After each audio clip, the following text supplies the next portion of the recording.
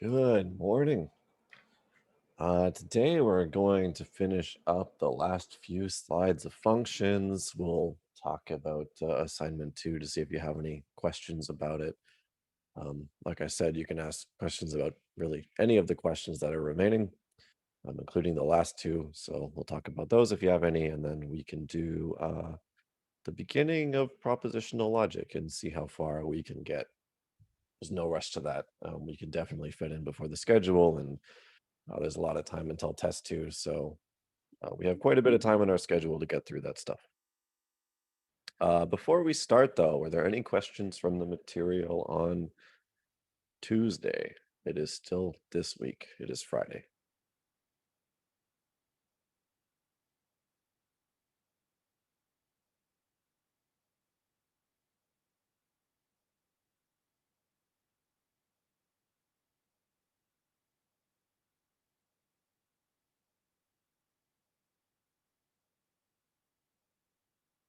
Okay, I'll always wait 20 seconds when I ask a question because I never know how quickly people type. So excuse the silence when I ask. Okay, so functions. Uh, Functions are like relations, but they're a lot more strict on their requirements.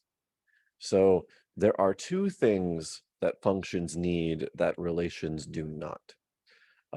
First of all, uh, functions do have this A cross B thing, so they are still subsets, but they're subsets of relations, and we don't have to think really too hard about this. We can just use a nice little picture for this one.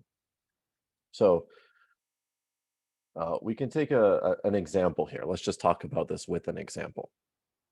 So imagine we have two sets. We can call it a set of students, and we can call it a set of letter grades. And we can take the cross product of those, and we can get all the different pairs of students and letter grades. Well, in a relation, what you can do is you can have multiple pairs of students and letter grades. So you could have Greg A and Greg B and Carol A and Carol B and Carol C, and that would be okay. With a function, it's different. We can only have one student matched up with one letter grade. Sorry, I should say for each student, we can only have them matched up with one letter grade. So it's like an input output. If we put in a student's name, we should get exactly one output.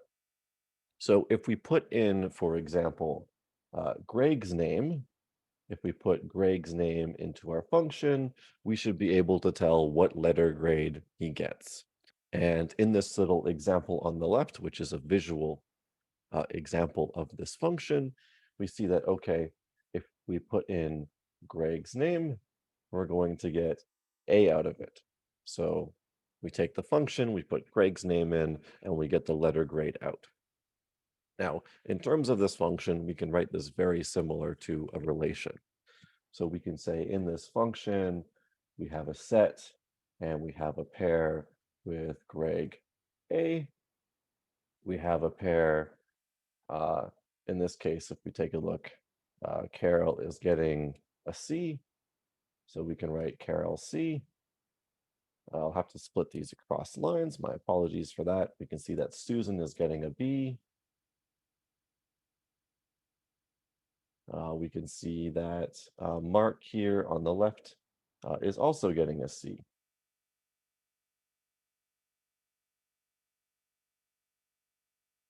But this would be an example of a function. So it looks just like a relation, but there's two restrictions. So this first restriction that we have is shown on the right.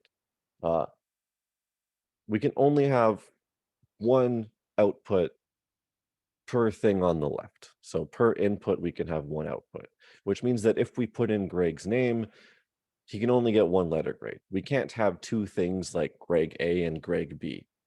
It'd be like going to an Excel sheet and saying like, um, like what GPA do you have? You can't have a 3.5 and a 3.7 at the same time. The Excel spreadsheet would not accept that. We need just one value. But there's another requirement that functions have, and that is if we're going from students to letter grades, every single student must have a letter grade. So in relations, this doesn't have to happen. So we might not have Mark in a pair in a relation, or we might not have Susan in a pair in a relation. But in functions, we have to have all of those elements on the left in some pair. So those are the two restrictions on our functions, and this is sort of what I have written on the top. A function, which we say f is from a to b, so this just corresponds to this little diagram here, where an input, so another way of writing this is saying that a function takes an input and gives you an output. It's a subset of a relation, so in our relations, it's just a part of it, where each element of the input, so this means that everything in our input, so all of the students in this example, have to be mapped.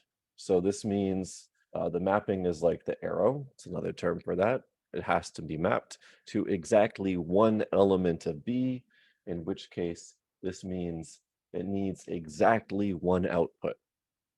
So basically every single input needs exactly one output.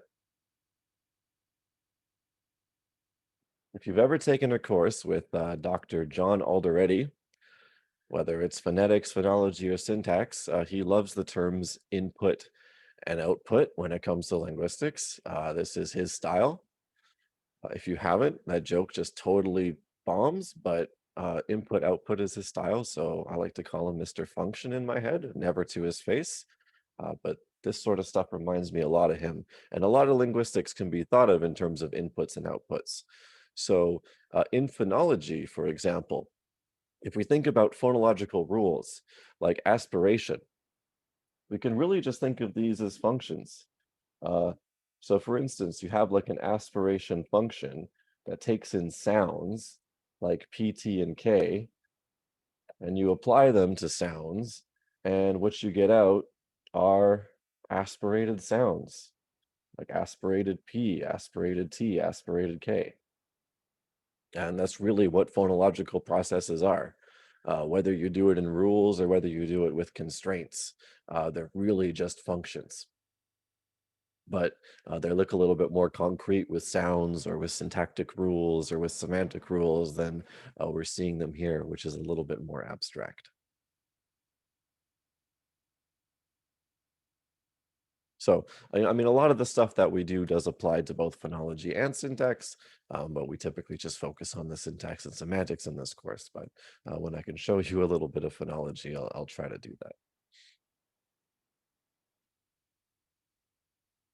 Okay, so just to drill in these requirements of a function, let's do a couple questions here. So the questions are, which of these relations are functions? And I recommend drawing these out.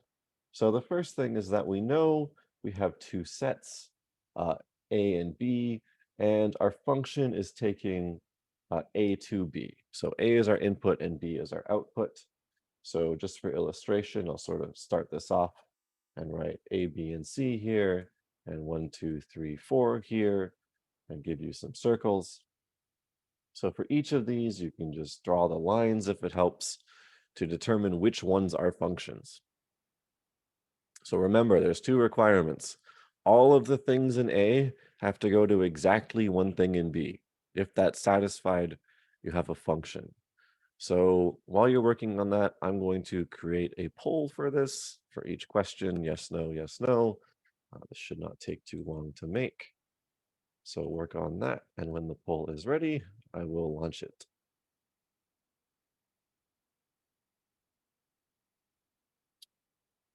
So that's T, that is S, and that is R.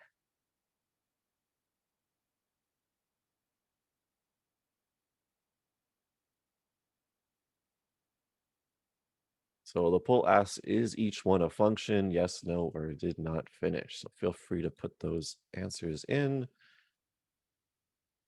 when you've got it.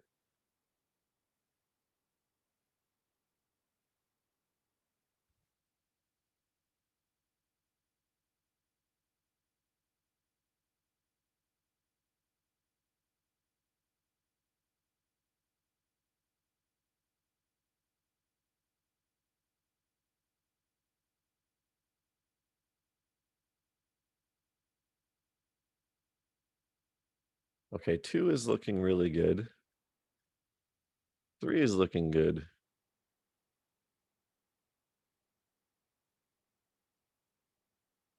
And 1 is concerning a little bit, but that's okay. It's the first question. So let's talk about these ones since 16 people have done this. So there's two restrictions. One is that everything in A has to be in a pair. And the second thing is that each thing in A can only go to exactly one thing in B. So for the first one, if we draw this out, we have A going to 1 and B going to 2, but we failed a restriction here. We need C to go to something.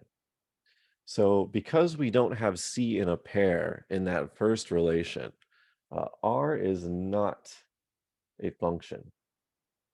We need C to be in some pair. Because what we should be able to do is we should be able to say, okay, f of A goes to 1, this is good. F of B goes to 2, this is good. But when we put in f of C, we should be able to say where that goes, what that output is. But we can't because there's no output, which means this is not a function in this case. With a function, we should be able to check everyone. It's like with a letter grade. If I go through the roster of everybody in this course at the end of the semester, I should be able to get a letter grade for everybody, even if it's a withdrawal letter grade or something, or an F, or a what's the letter grade for people who don't finish the course? I don't forget. I forget what the letter grade is, an N. But there should be something that comes out. It shouldn't just be blank.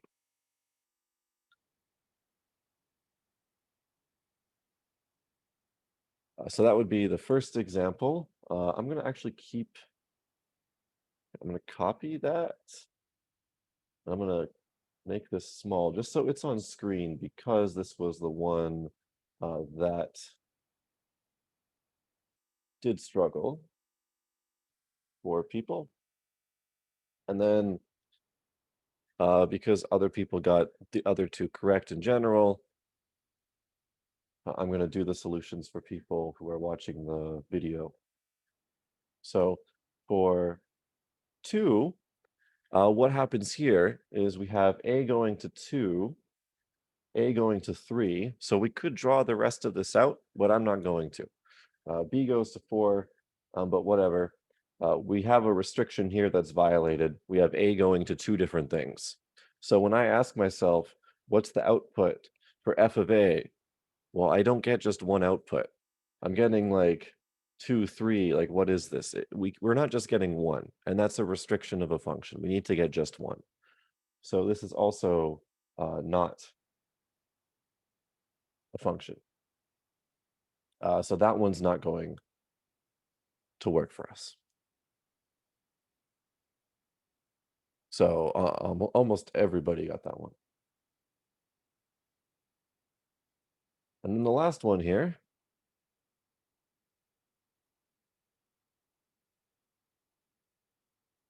let's draw this one.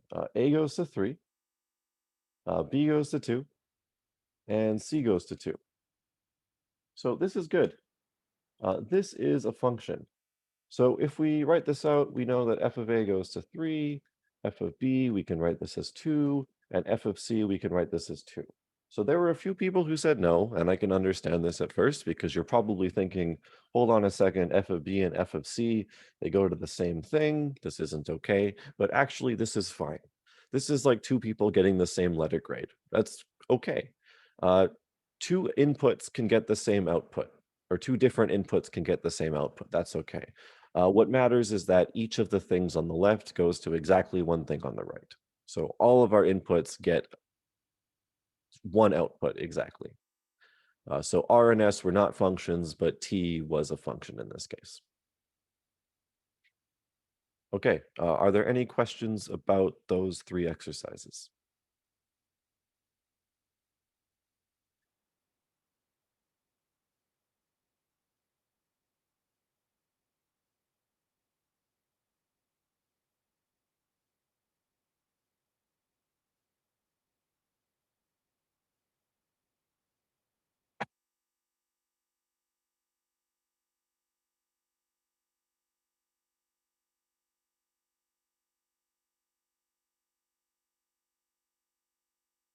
Okay, I ask because we're about to take a look into different types of functions.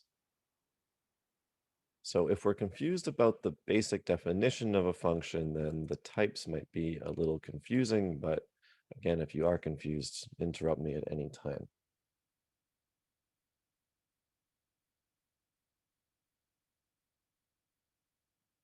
But before that, just a couple terms that will help us out. So we'll draw a little picture here.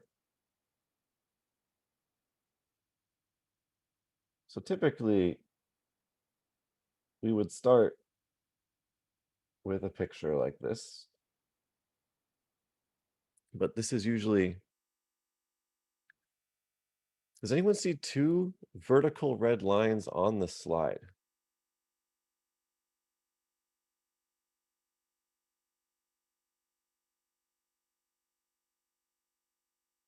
There you go. I think annotations were on and someone annotated. I have fixed those.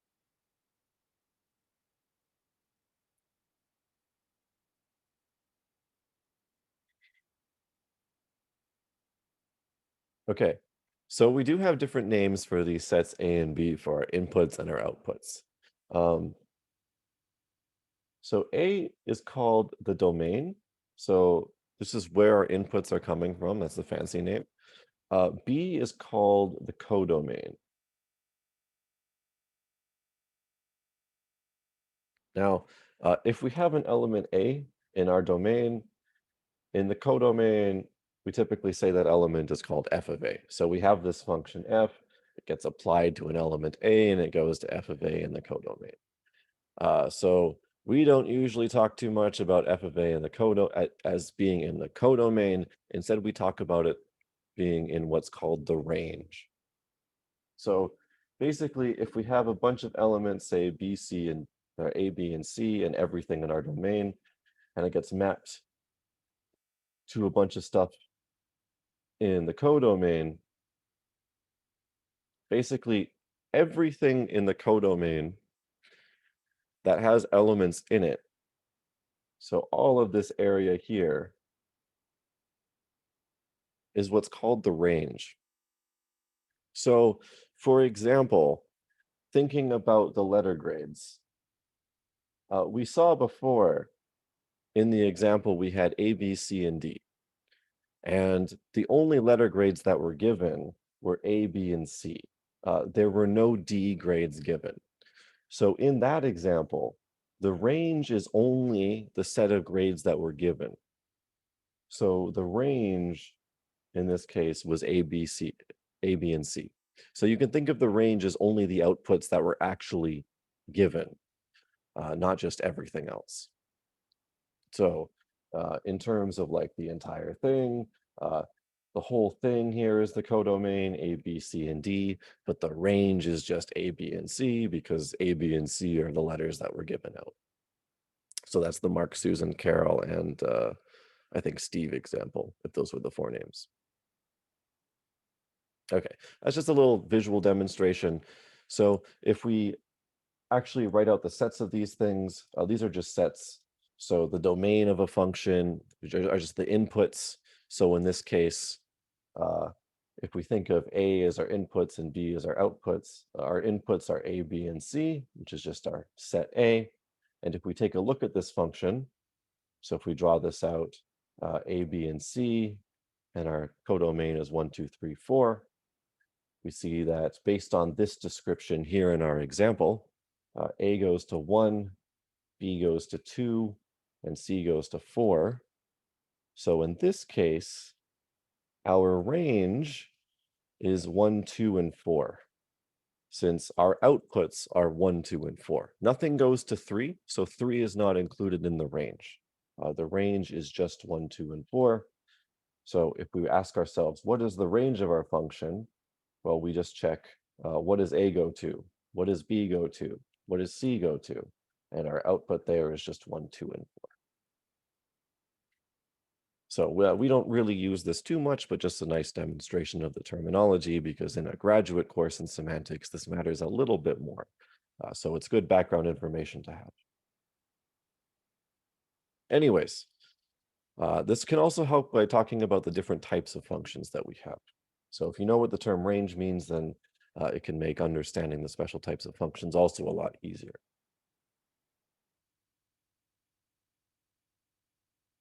So we can talk about these with formal definitions, but I just like to use pictures because um, pictures make these, I think, a lot easier to understand if we can draw these out with only a few elements. And typically, the functions I give you are very small, so you can draw them out.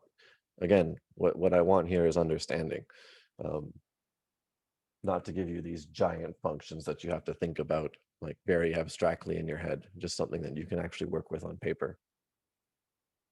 So there's two types of special functions. These are called onto functions and one-to-one functions.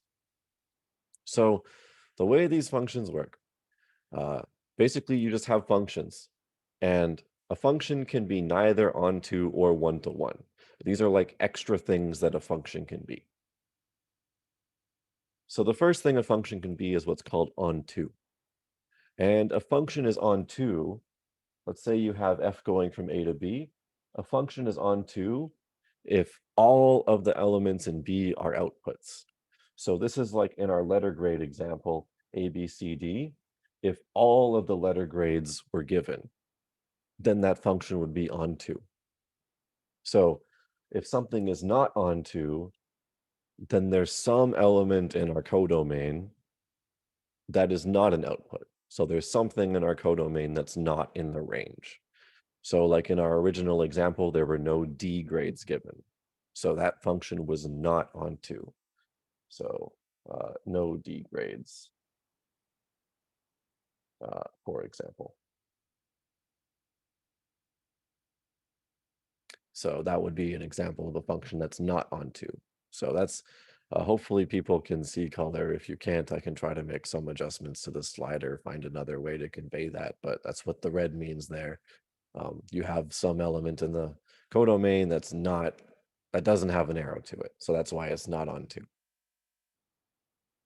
One-to-one, the second property.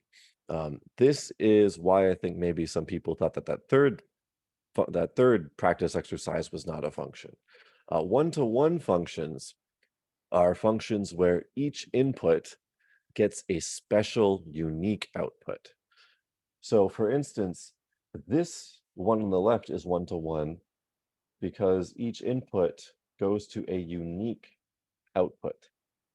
So for instance, if this was A, B, and C, only one person gets an A and only one person gets a C. So no two people get the same grade. While in the example on the right, this would be a case of a function that is not one-to-one because two people get the same grade. Two people got an A in this case.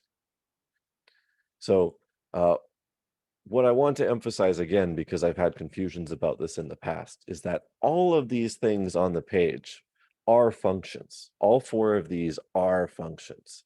It's just that the two on the right, the one that's not onto and the one that's not one-to-one, are just not special cases.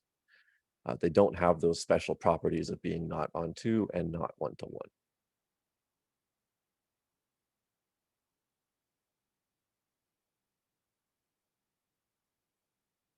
So finally, this is like this last special condition, is that if you have some function that is both one-to and one-to-one. It's called a one-to-one correspondence. And one of the really special things about these types of functions is that, let me just put this in a place where you can see it, is that the number of things in the domain and the number of things in the codomain, so if we're comparing A going to B, they'll be exactly equal. They'll have the same number of things, and they'll always match up in a way where you'll have one thing on the left going to one thing on the right. So you could always reorder them so that way they're in like a perfect line. What one thing on the left goes to one thing on the right. So you can make like a ladder formation if you reordered them. So that's a special property of what's called a one-to-one correspondence. So if something is one-to-one and something is onto, you have this special thing called a one-to-one correspondence. And that's how you check for it. You just check, is it onto? Is it one-to-one? Okay, it's a one-to-one correspondence. And what's nice about those functions is you can go in reverse. So if you have a one-to-one correspondence, so yeah, this is an example of a one-to-one correspondence.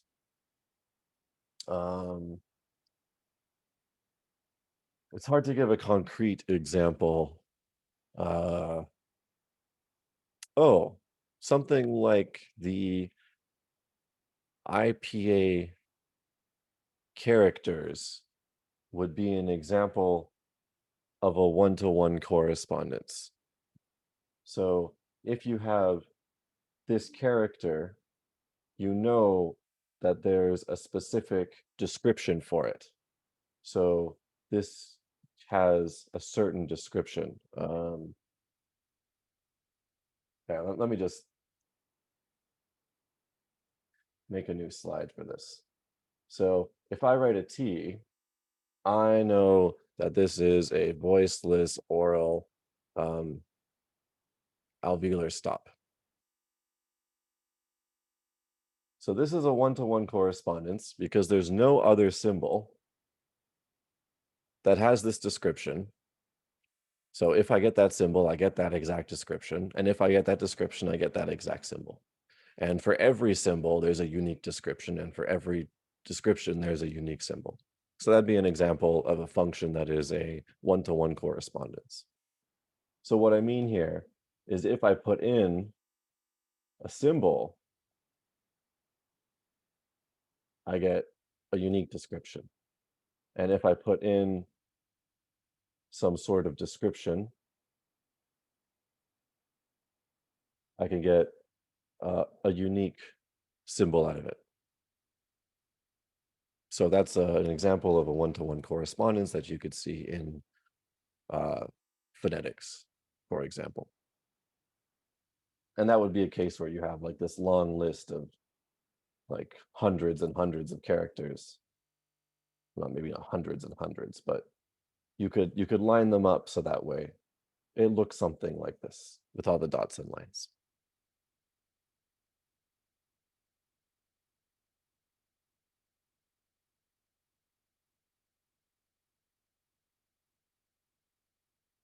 Okay, I just realized I don't have any practice questions on these, so I just want to ask before we move on, are there any questions about these three special types of functions? So the values on the right cannot be the same. For a one-to-one correspondence, that is correct. That's the one-to-one property of it. So if it's one-to-one, the values on the right will not be the same. And for it to be a one-to-one correspondence, it has to be one-to-one.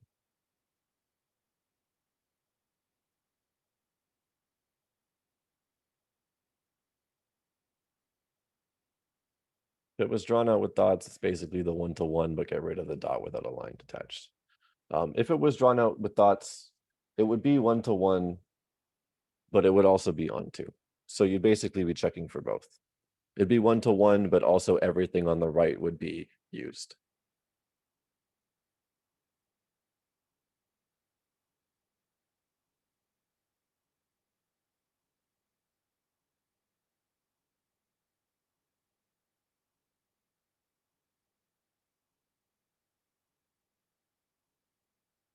So yeah, it would look like that without that line. That would be a one-to-one correspondence. Sorry, without that dot.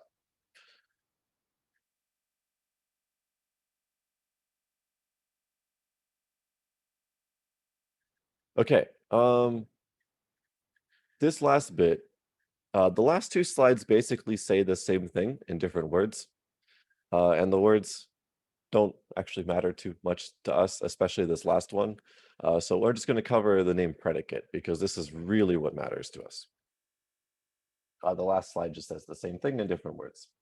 A predicate or a characteristic function. I'm going to talk about both slides, but just focus on this one. A predicate or a characteristic function is what's called a sorting function. It is a function that tells us whether something is true and has a property or is false and does not have a property. It is the basis of logic, and it's basically what we're going to be using to tell us whether our sentences are true or false. So it is a big deal for us in semantics, and it is huge when it comes to verbs. So a predicate typically looks something like this. Before our functions, a regular function looks like something like f from a to b. A predicate or a characteristic function will look something like f, where we take a set a, and it goes to true or false. So this is still just a set. This is like a set B, but instead of having whatever elements like letter grades or GPAs or A, Bs, and Cs or 1, 2s, and 3s, it's just true or false. Like it's like a sorting, like either it has it or it doesn't. So for example, you could have a function that tells you whether a number is odd or not. So you could have a function that says, okay, is the number 1 odd? It checks it and it says true, 1 is odd. It puts in the number 2, it says is 2 odd, and then it says false. So visually, if you write a bunch of things out, and we put true over here and false over here, it sorts them. It says, okay, 1 is true, 2 is false, 3 is true, 4 is false, and so on. It just sorts them out. We can do the same thing with something a little bit more linguistic. We can tie this back to the very first slide of this lecture, and we can do this with vowels. We can say, we can have a function that sorts vowels. We can check, okay, is this thing a vowel? The vowel A. Is A a vowel? True. Is B a vowel? Well, B is not a vowel, so we can say it's false. We can ask ourselves, is C a vowel? And we can say, no, that's false.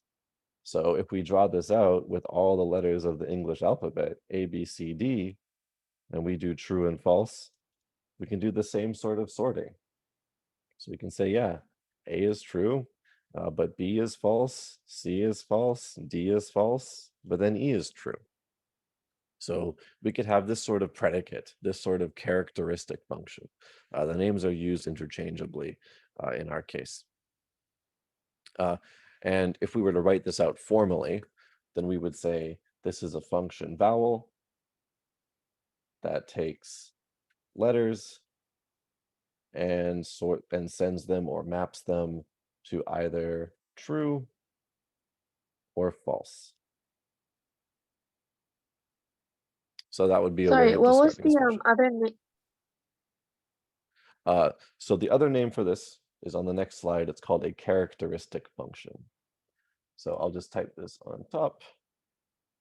So that way it's on here as well. Characteristic function. So the next slide goes over the vowel example as well. But both slides basically say the same thing in different terms. So I figured we'd just keep everything on the same slide here. And that'll be the end of functions. So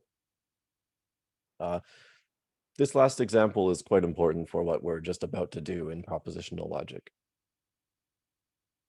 So at this point, you are able to practice exercise for relations and functions. And you're also able to do everything on assignment 2. Furthermore, this is the cutoff point for the first test. So uh, all of the practice exercises up to this point are due on June 13th by 11:59. I recommend doing them before that so you can talk to me or to Yifeng, the TA, if you need to go over those and get the points. If you score less than 75%, or if you have questions, you don't have to wait until you do all 5 attempts, of course. So before we talk about assignment 2, are there any questions about the last 5 slides we did today?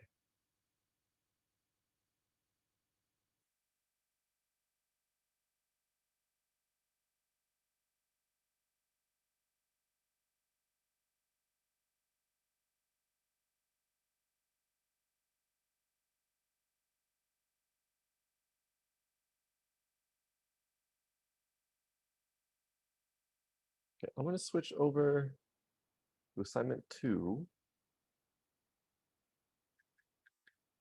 Are there any questions or struggles that you've had with assignment 2 so far that you'd like to talk about? It could be any of the questions.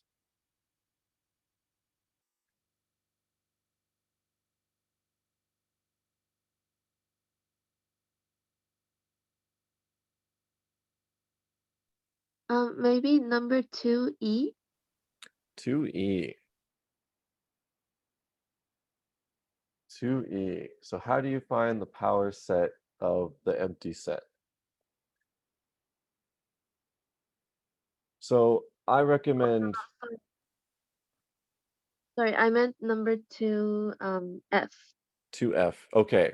So I say this one is not going to look very pretty, and that is something that is the truth. So the first thing you're going to have to do is figure out the power set of H, and you're just going to have to use the same method that we did before in class to figure out the all the pairs of elements. So in the power set of H, you're probably going to end up having, I'll just give you a couple examples of some ugly elements, some not pretty looking elements, and you're going to have some okay looking elements in H, and then you just have to find all possible pairs. So it is completely okay in a pair to have an element that is just on its own and to have an element that is a set as like a second thing in a pair. So it's okay to have a pair that looks like this. So yeah, there's a couple steps in F that you have to do. First, you have to work out what the power set of H is, get those elements, and then you have to take H and the power set of H and then create pairs after that. For 2, do you want our work or can we just write down the answers?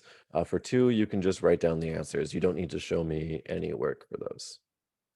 But if you do get the answers wrong for 2, having work may get you partial marks. So it's up to you, depending on how confident you are. But you do not have to show me work.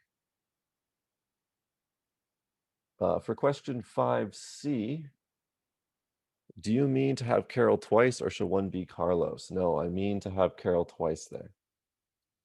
The question asks which of the following relations are functions, so it's your job to tell me if it is a function or not. So the fact that Carol's there twice is part of the question.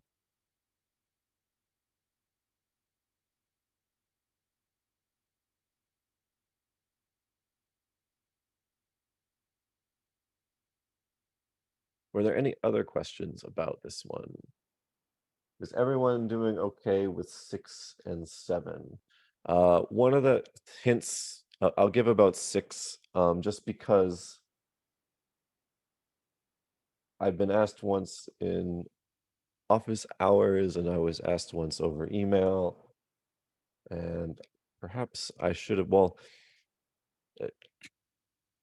uh, I would avoid using quantifiers in these sentences for the animals.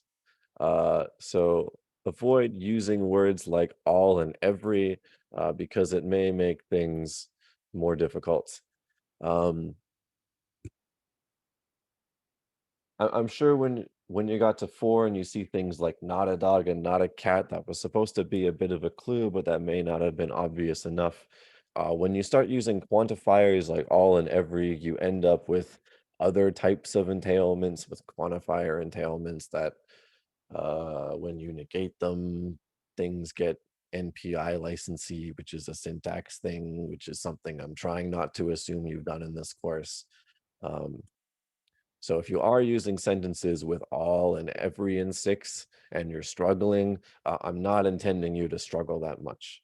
So try to avoid using all and every if you are struggling with those ones. Other than that, I mean, you still have 5 days or so. So if you do have more issues, again, you can email me anytime up to Monday. If it's Monday, it might be a little bit late, but I'll try to get to it anyway.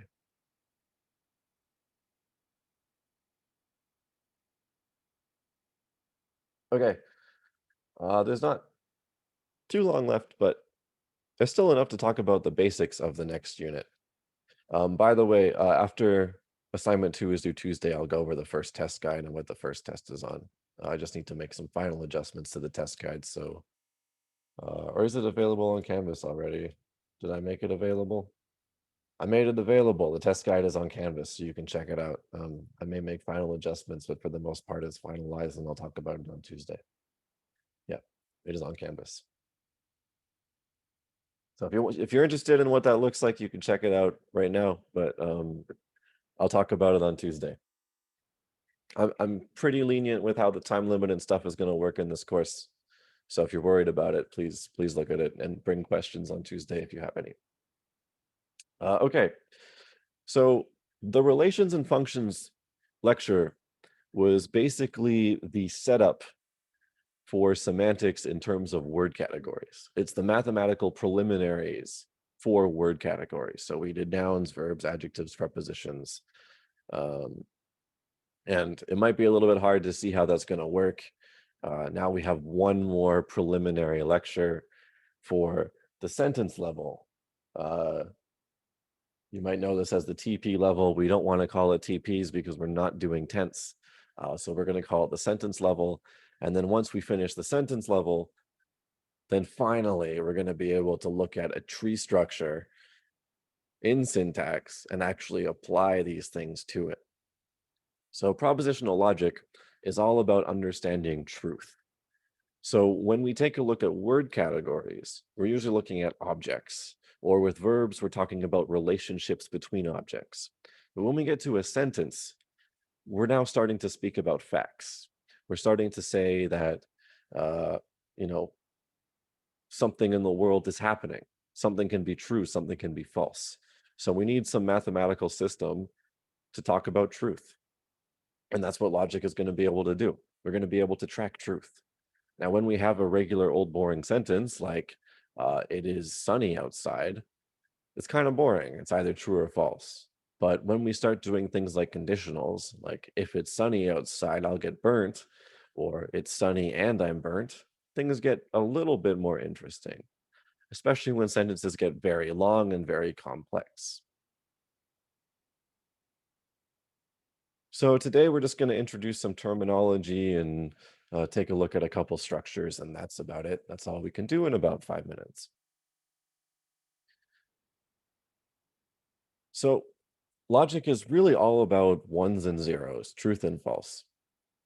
So in philosophy courses, typically you use the letters T's and F's. In linguistics and computing science, we use ones and zeros. And that's because there's a nice mathematical way of calculating those if mnemonics and other things don't work for you.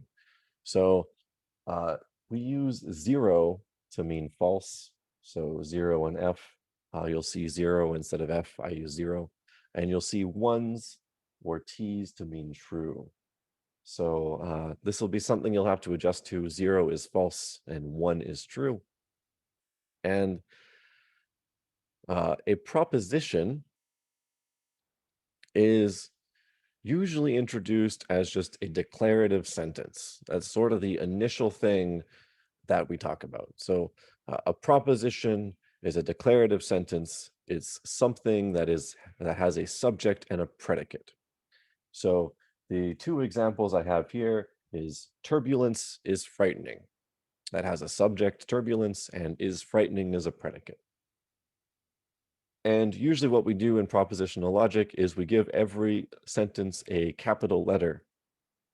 So it's just a nice quick way of abbreviating the sentence so we can work with them. That way, every single time we want to bring it in, we don't have to write it out again and again. So in this case, turbulence is frightening. I've given the letter P. I can always give it a letter that's relevant. So I might call it T because to stand for turbulence. It just keeps it in my head a little bit fresher. Um, Here's another example. Airplanes fly in the sky. We have a subject and predicate there. Airplanes is a subject and fly in the sky is a predicate. So there I've said it's Q, but I could also call this A for airplanes. That might help me remember it better. And the nice thing about logic is that when we join these sentences together and make them a compound sentence, like turbulence is frightening and airplanes fly in the sky, we don't have to write these out in full. Instead, we can use symbols for these. So we have this symbol like P and Q here. So this is a nice little abbreviation of turbulence is frightening and airplanes fly in the sky. So with these new letters, I might write this out as T and A. So this symbol here is just short form or the logical symbol for and. Okay, but I want to go a little bit further into what a proposition means. So a proposition isn't necessarily just the words that are used, but it's the idea that's expressed. So turbulence is frightening can have paraphrases. And a proposition expresses all of the paraphrases of that sentence. So this isn't a big deal for us, um, but that's just something to keep in mind. Uh, this is something that is sometimes confusing, but when you have a sentence like the Walmart sentence in the first lecture, when we talked about the active and passive being exactly identical, paraphrases, those are the same proposition. The same idea is being expressed, but in different words.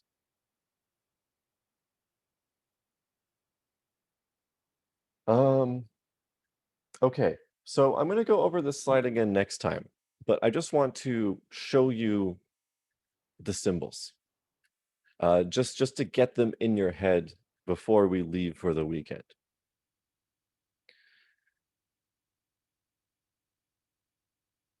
This is just like logic. This is logic. This is not just like logic. This is logic. Um, so we are starting with sentences, but we're going to convert these to symbols so that way we can work with symbols. And basically what's going to happen is we're going to take a sentence and we're going to call this sentence alpha. And we're going to work with Greek letters because this is meta theory and this is tradition. And basically, when we have one sentence or two sentences, alpha and beta, we're going to be able to combine them in different ways and using different operators. And these operators are going to correspond to different English words and different ways of paraphrasing those English words. So if we have some sentence alpha, we're going to be able to make not alpha with it. And we use this little negation symbol that means not. So this is like a little bar with a line at the bottom. So that's not alpha. So Lee, I'm going to cover this again at the beginning of next class. I just want to expose the symbols right now, and then we'll talk about whoops and everything again at the beginning of next class. Just because we have 1 minute, I just want to show the symbols. If we have two sentences, alpha and beta, we have 4 different ways we can combine them. So we can say alpha and beta. So this is just like the intersection symbol.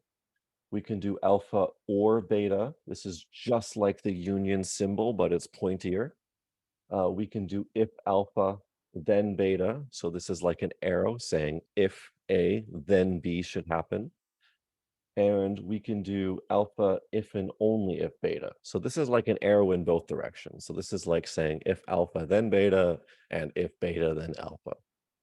So this is basically how we're going to be able to take English sentences and translate them into logic and vice versa, and be able to work with the truth of these sentences. So our goal next week is going to be two things: identifying these things called well-formed formulas. So what is grammatical in the system of logic? How can we translate English sentences into logic? And how can we tell what the truth of these complex and compound sentences are in logic? So that's all we have for today. A very brief introduction to logic and the end of essentially the first unit that covers test one. So if you have any questions, you can stick around, but that's all I have for today. Enjoy your weekend. Hopefully it gets a little bit sunnier than today. Um, but yeah, that's all I have. Thank you. See you next week.